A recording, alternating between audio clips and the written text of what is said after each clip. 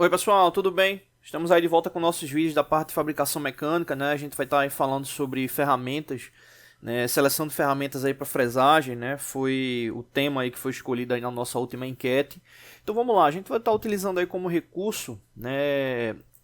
Aqui o software do Inventor, né? Tá aqui uma peça aqui de referência para a gente estar tomando aí como exemplo e também aqui o Mastercam, né? Software aqui de usinagem CNC.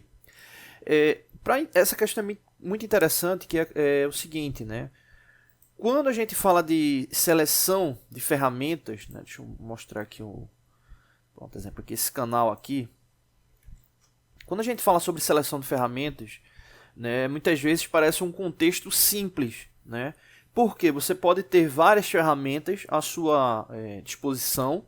Dentro daquele grupo, algumas servem ali para aquele processo que você está querendo, né? Aquela geometria que você está querendo conformar, né? Só que aí existem outros fatores, né, que acabam implicando, né? Então nesse primeiro vídeo aqui vamos falar sobre alguns fatores interessantes, né?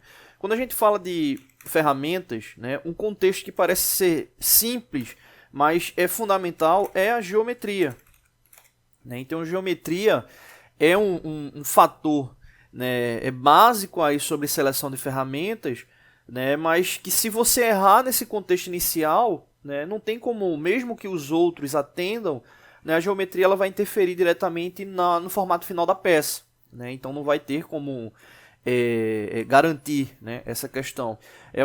Parece bem, como eu disse, é algo que parece ser simples, né, mas muitas vezes, né, a pessoa acaba errando. Assim, vamos supor que você tenha que fabricar um guia, né, rabo de andorinha, e o ângulo desse guia é de 60 graus, né, de 60 graus. E aí você acabou escolhendo de forma equivocada uma fresa angular com o ângulo de 45, né, com o ângulo de 45. É parecido, né, parecido ali a geometria em si, né, mas são ângulos diferentes. Então nesse caso, né, você acaba não tendo como conformar essa aqui com 60 graus, né. Então, é simples, né, mas que se você errar ali o contexto inicial, já não tem como dar continuidade. Então, a geometria aparece aí como um ponto importantíssimo. Outro ponto, vou colocar aqui, é a questão dimensional, né? Dimensional. Vou colocar, dimensional mesmo, dimensional. Muitas pessoas acabam, principalmente quando se está iniciando, né, nessa parte de estudos, seja em alguma escola técnica, né, seja área de engenharia, seja na própria empresa, né, você tem aquele conceito, né, de, poxa, eu quero produzir rápido, quero produzir bem, atender ali os parâmetros, né, que a peça ela venha ficar em conformidade ali com o projeto final, né, só que muitas vezes, né, um detalhe ali interessante, muitas vezes esse pequeno detalhe acaba sendo o diferencial ali entre acertar ou errar, né? Exemplo, vamos supor que você vai fabricar um canal. Vou até tirar aqui, vou pegar essa parte aqui. Cadê? Essa aqui mesmo, essa aqui dá para observar bem. Vamos supor que você vai fabricar, né, um canal como esse aqui, né, um canal como esse. E vamos supor que esse canal tenha, vamos colocar 30 milímetros. 30 milímetros aqui é a espessura dele. E no caso, você tem uma ferramenta, né, vamos supor que você tem uma ferramenta que tenha esse diâmetro. 30 milímetros. Né? Então muita gente pensa, poxa, se eu tenho uma ferramenta com 30 milímetros e o canal tem 30 milímetros, poxa, não tenho o que fazer. Vou fazer a usinagem com essa ferramenta lá, com 30 milímetros, que já vai garantir perfeitamente. Só que aí existe um detalhe que é a tolerância, né? Se você utiliza uma ferramenta que tem a mesma dimensão ali do canal, né, ou qualquer outro aspecto ligado ali a um processo de usinagem, muito dificilmente aquela medida vai atingir, né, a tolerância indicada. Por quê? Durante o processo de usinagem, né, a gente sabe que é um processo mecânico que exige esforço, né, consequentemente você tem a ação da vibração, né, seja ela mínima ou seja uma vibração mais elevada. Essa vibração pode fazer com que esses 30 milímetros ele venha a exceder. E existe a própria tolerância da ferramenta em relação à fabricação, né? Então, esse é um contexto bem relevante, né? Se você seleciona uma ferramenta ali com a medida já final da geometria, provavelmente você vai ter erro ali na execução, né? Então o correto seria utilizar uma ferramenta com um diâmetro menor, né, para que você possa de fato garantir, né, ou como muita gente fala, né, calibrar, né, a medida final, né? Então é um detalhe importante. Então vamos lá. Como eu tinha falado, questão de geometria, né, questão da dimensional, né, aí sobre a relação de seleção da ferramenta. Outro contexto, né, que envolve a referência da aplicação, né, aplicação sobre o tipo de execução, né, se ele vai ser desbaste ou se vai ser acabamento, né, ou se vai ser acabamento, né. Então, aí é um detalhe que é importante ali sobre essa questão de seleção, né. Muita gente, poxa, a ferramenta que eu inicio o processo de usinagem é a ferramenta que eu termino o processo de usinagem. Tem algum problema em relação a isso? Não tem problema, desde que se atenda o aspecto final do projeto, né? Quando eu falo aspecto final do projeto, o desenho que está ali ligado àquela peça que vai fazer parte de um mecanismo ali maior, né? Então, se essa ferramenta que você está utilizando está atendendo os aspectos dimensionais, geométricos e também ligado à parte ali de rugosidade, perfeito, não tem problema, né? Mas a gente sabe que boa parte dos ciclos de usinagem, né, você acaba tendo ferramentas destinadas ao desbaste e ferramentas ligadas ali ao acabamento, né? Então aí um detalhe importante aí sobre o ciclo de usinagem, né? Outra característica, né, ligada aí também à aplicação, só que agora ligada ao material, né? Ligado ao material, né? A gente sabe que as ferramentas elas possuem geometria de corte e características, né, de composição que ficam relativas ali ao tipo de material que ela pode processar, né, que ela pode conformar, né, que ela pode usinar, né? Então é importante essa análise, né? Será que a ferramenta que eu estou utilizando ela é aplicada àquele tipo de material, né, metal ferroso, metal não ferroso, e aí vem as derivações, né, dos metais e outros materiais também sintéticos que porventura venham a ser usinados, né, se esse ciclo aí ele vai atender ou não, né? Então é importante ficar atento com isso. Hoje em dia, muitos fabricantes, inclusive, vêm fabricam ferramentas que são do tipo para mais de um grupo, né? Mais de uma classe ali de material, né? Às vezes 2, 3 classes de material. Eles indicam as mudanças ali de parâmetros que tem que ser feitos, né? Para estar atendendo, né? E indicam também como é que fica a qualidade ali do processo, né? Isso aí para ferramentas padronizadas, né? Ferramentas que no caso são do tipo aço rápido, né? Ou ferramentas customizadas, fabricadas, né? Você vai estar ali afiando o ângulo dela de acordo com o material que você vai estar utilizando, né? Então entra esse detalhe aí também ligado à parte do material, né?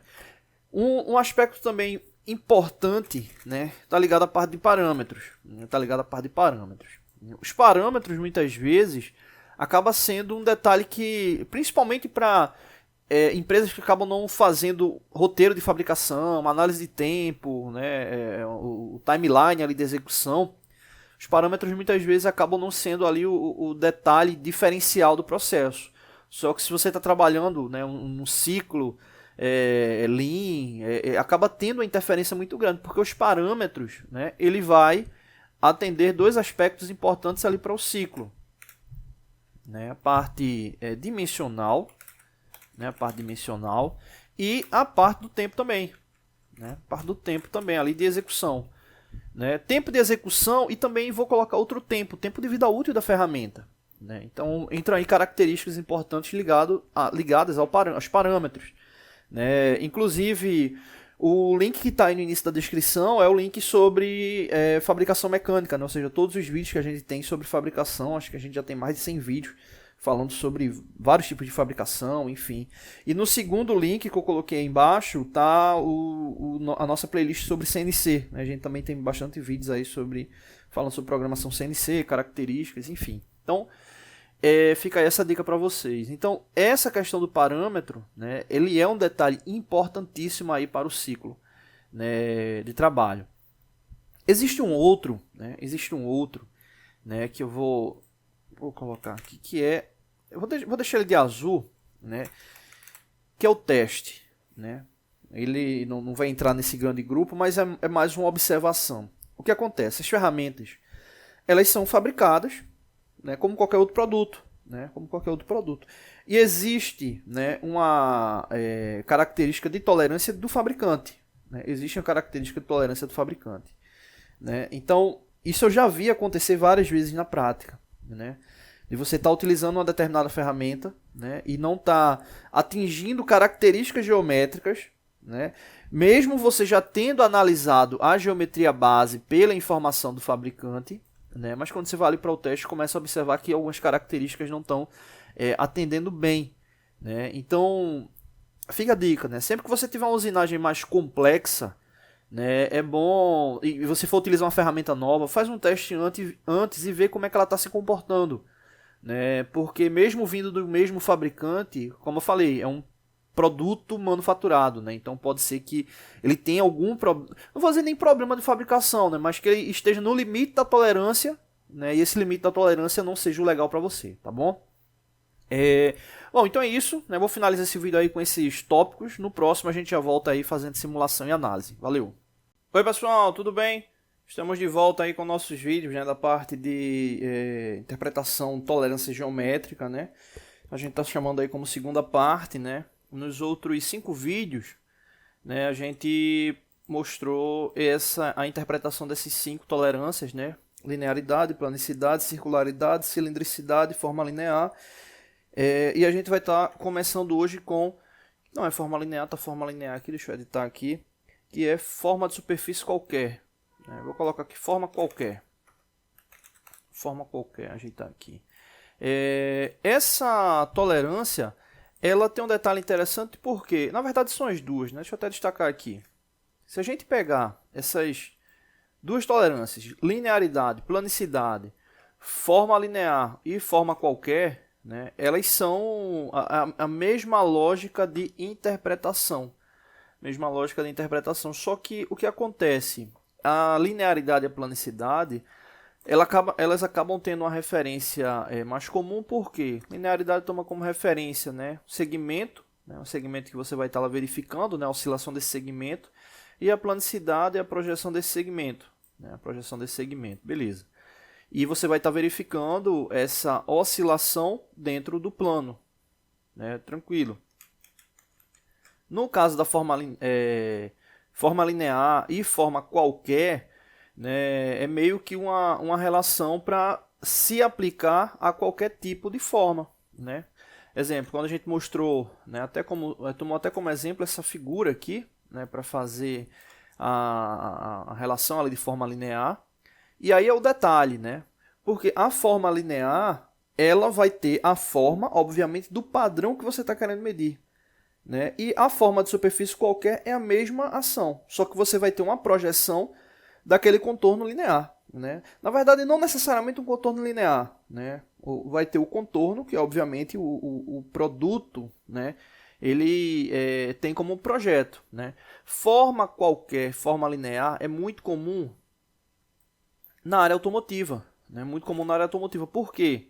Se você observar, né, toda a lataria do automóvel, ela vai ter um design diferente, né, do convencional. Né? Eu estou falando aí da área automotiva, mas outras áreas que trabalham, né, com essa relação de lataria, né, a área aeroespacial, né, aviação, a parte aí, de embarcações, né? Esses elementos, eles não são fabricados aleatoriamente. Né? Não chega uma pessoa... Obviamente, tem um ciclo. Né? Você vai ter a questão do conceito, vai ter o design, vai fazer o esboço, vai para a parte de projeto, analisa o que pode, o que não pode, até chegar lá no projeto final. Né? Mas e como é que você vai medir, né, essa superfície? Você vai pegar lá um paquímetro, né, vai medir com a trena, né, vai fazer uma medição com a máquina tridimensional, vai fazer um escaneamento. Independente de como você vai medir, né, que obviamente está mais puxando ou não, né, tá ligado à parte tridimensional, para a grande maioria das medições aí dessas áreas, mas existe um detalhe que é ter o padrão, né? Ter o padrão, né? Não vou dizer que todos, né? Mas boa parte, né?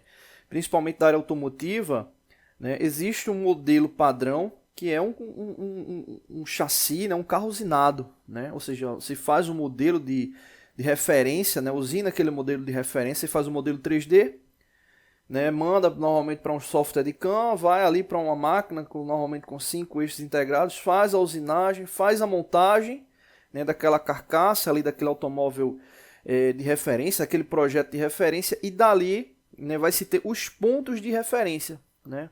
Eu já vi inclusive em oficinas, né, muitas vezes os próprios mecânicos se questionando, né, alguns furos que tem na lataria do automóvel que meio que aparenta como se não tivesse interferência nenhuma. Muitos desses furos aí, né, ou eles estão ligados à parte de para diminuir a massa, né, estrutural, ou são furos de referência, né, são furos de referências para poder se ter a relação do padrão de medição com base, obviamente, né, no modelo, né, no modelo de referência, né, que seria o que muita gente chama do automóvel usinado, né, que é o modelo de referência.